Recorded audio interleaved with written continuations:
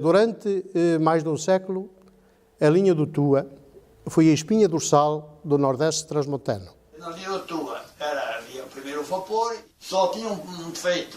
No verão, derivado ao calor, por vezes atuava alta temperatura. Quanto ao resto, como andamento, era uma maravilha. O isso era dar-se cheias. A máquina a vapor dava mais respeito às pessoas que trabalhavam com elas. A missão do maquinista era conduzir a circulação e a do fogueiro era fornecer a fornalha com carvão de pedra ou de vegetal. A base da linha era em terra batida, não tinha a segurança necessária como hoje ultimamente tinha quando ela foi encerrada, porque era o lastro a brita.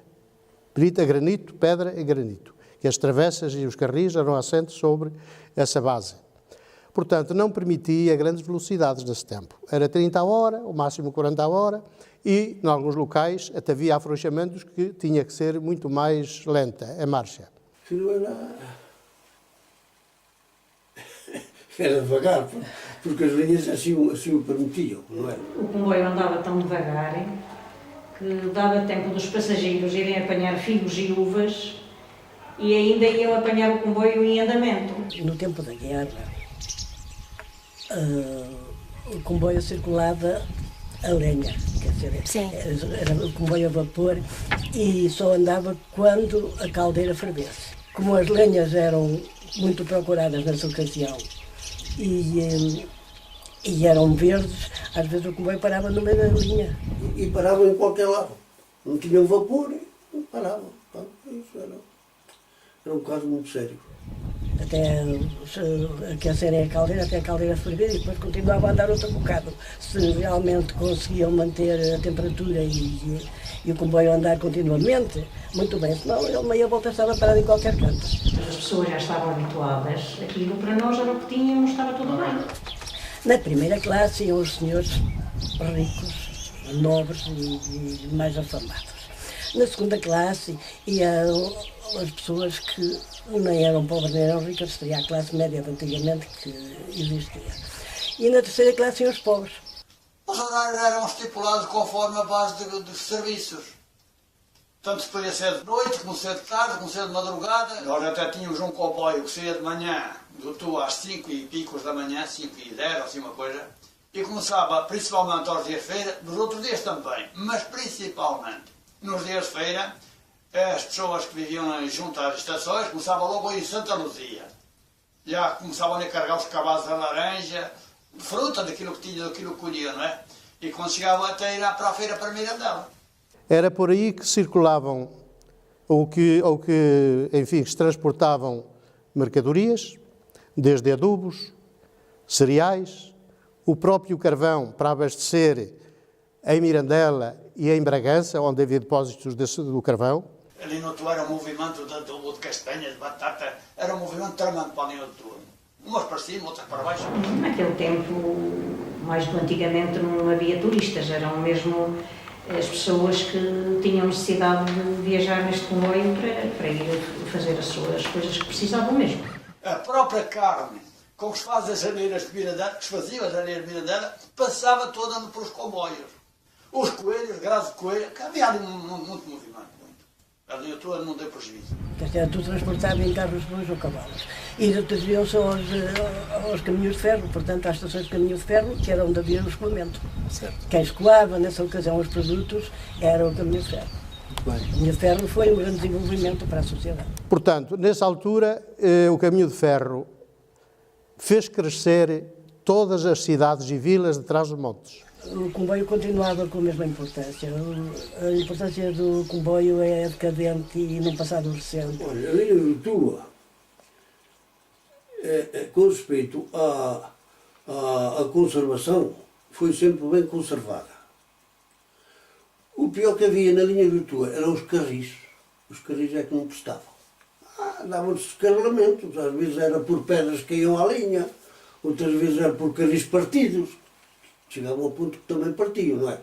Porque a linha tem travessas, de 60 e 60 centímetros tinha travessas. Mas às vezes essas travessas estavam todas podres, 3 ou 4 seguidas, os carris partiam. As pessoas foram deixando o caminho de ferro, a linha do Tua, e foram para a caminhonagem. Os horários não eram compatíveis com o público. De maneira que começou a falhar o povo nos comboios. O caminho de ferro deixou de ter movimento como era habitual. Chegava muitas vezes, principalmente agora no tempo do inverno, ao Tua apenas o maquinista e o revisor. As pessoas abandonaram o comboio e são as responsáveis pelo fecho da linha, não é mais ninguém. A barragem veio dar a última machadada, mas, no entanto, se as pessoas continuassem a frequentar o caminho de ferro como frequentavam até ali, não havia justificação para fecho da linha. A primeira vez que andei de comboio estejava, já remonta em 1947, se não me engano, porque acompanhei uma avó minha de Mirandela a Macedo de Cavaleiros. Quando andava a estudar em Bragança, usei muito a linha do Tua, porque na altura não havia autocarros e tínhamos que apanhar o comboio da linha do Tua, da linha do Douro, perdão, e depois apanhar a linha do Tua até Bragança. Recordo-me que vinha todo o caminho, sentado em sacos de batatas. E eu ia todo encantado, ali debruçado na janela, a ver a paisagem, porque o ar a bater na cara e tal, e via aqueles coisas, olha, esta verdura, ou aquele monte, ou aquela figueira que havia ao longo da linha, ou nogueiras, isso. Fiquei admirado. A linha era extremamente bonita, mas era o chamado belo horrível. A paisagem, que embora meta medo da linha de Tua, a nossa célula de linha, é sempre majestoso ver o rio a correr tranquilo. Outras vezes, violento quando era inverno. E então na primavera e verão eram as flores, era a verdura dos campos. Enfim, era saudável e era de sonho, era viagens de sonho. Por volta de 1960, 65, eu da minha terra até Bragança não tinha outra alternativa que não fosse comboio. O comboio de Mirandela ao Tua era muito acidentado, porque a linha está muito pertinho do rio e balançava muito, não é? Os percursos eram acidentados, uma deslocação num caminhão à época demoraria se calhar uma semana para chegar ao Porto, de Bragança ao Porto, ou até de Mirandela ao Porto. E através do comboio era tudo mais fácil. O percurso Tua-Mirandela demorava cerca de 2 horas. O percurso Tua-Bragança demorava na altura, isto em 1960, 65, demorava cerca de 4 horas, em média. E do Tua ao Porto demoraria aí umas 6, 7, se calhar 8 horas, na altura do tempo a vapor. O comboio para nós era praticamente, digamos, além do relógio, porque quando vinha aquele comboio sabíamos que as horas que eram, o comboio trazia pessoas, o comboio trazia uma vida e o comboio, ao fim e ao cabo, juntava as pessoas. Havia a passagem de nível, com guarda, porque era frequente passarem aos 10 e 12 comboios por dia. O miúdo era engraçado, mesmo o comboio a lançar era engraçado.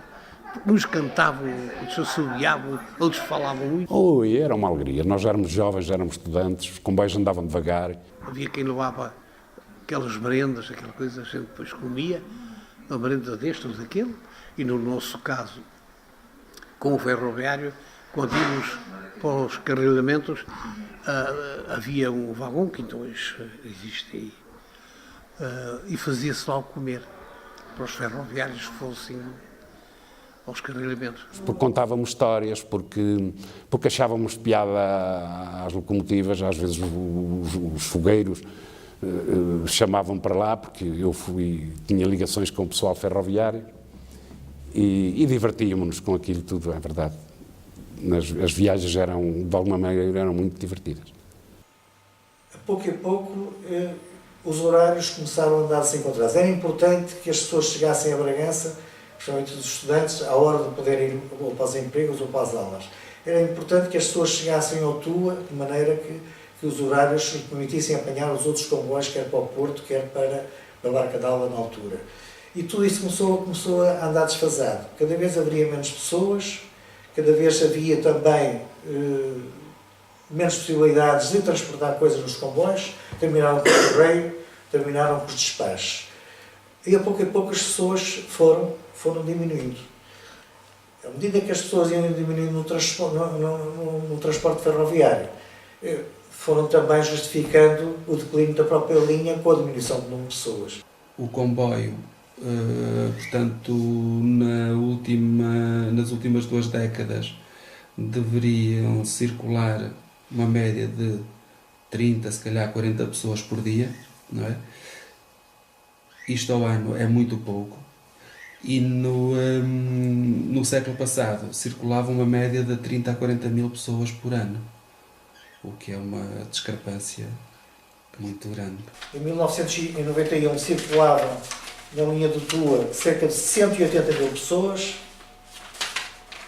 e mais recentemente ainda circulavam cerca de 50 mil e neste momento não circula nenhuma.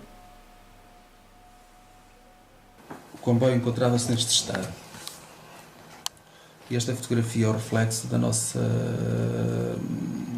sociedade no interior de Portugal. Portanto, as aldeias vazias, não é? O nosso país, o interior do nosso país, deserto, e uma população envelhecida, triste e sem apoio. Eu emigrei clandestinamente a Salto, Mos Coelhos, chama-se Salto dos Coelhos.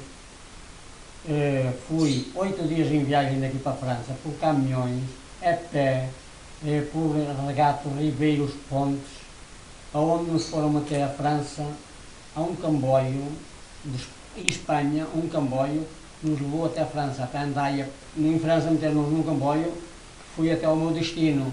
Já emigrei para a França e, curioso, que fiz a viagem de comboio. Demorei cerca de um dia e uma noite.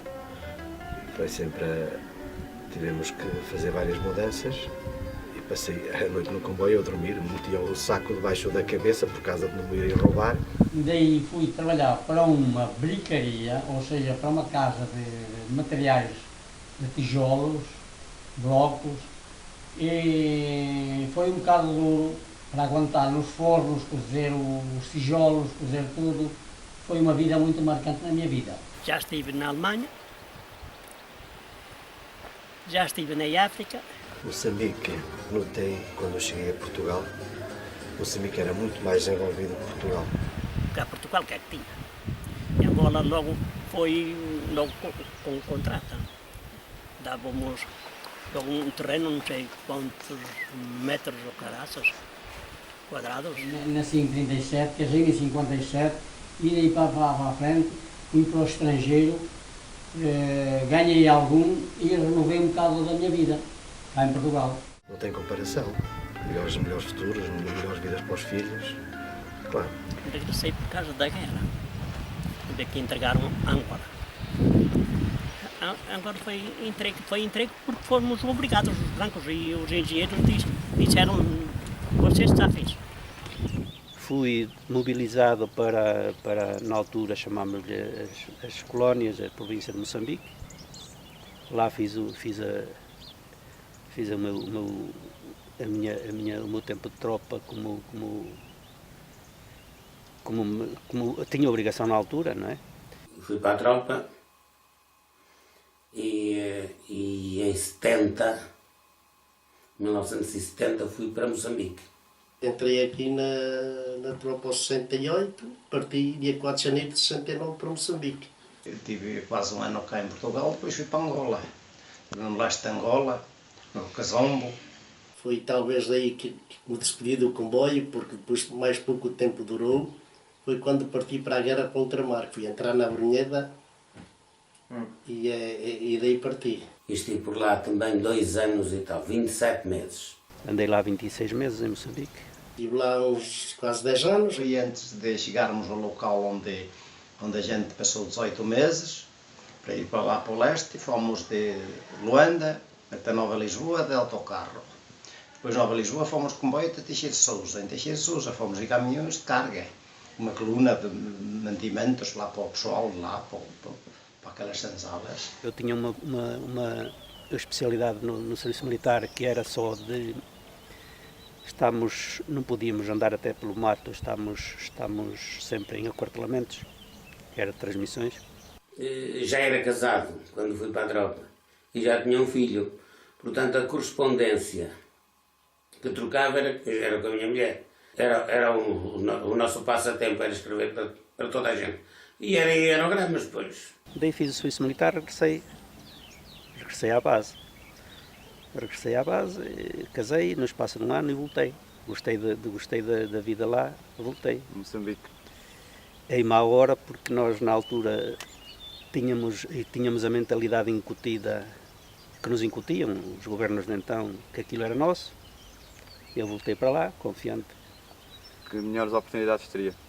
Em 1975 deu-se o que se deu lá, porque cá já se tinha dado 25 de abril em 74. Quando tive necessidade, quando embarquei de regresso de Moçambique para cá, tive necessidade de avisar a minha mulher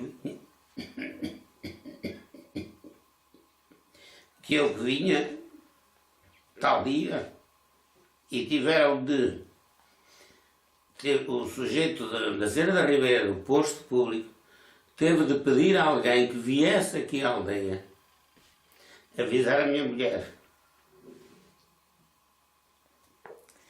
que eu chegaria cá 2 dias depois. A Lisboa, claro. Nessa altura já vim de avião. Acabei da vida militar porque eu fui ferido numa mina, numa bomba, e fiquei no hospital quando a companhia veio embora. Depois fiquei lá na vida civil. Vim em 77. Vim em 73. 14 de janeiro de 1973. Tivemos que regressar como pudemos, uns para um lado, outros para o outro, mas à força, praticamente. Numa vindima, onde andavam os reixos muito bons, que cantavam muito bem, eu aprendi.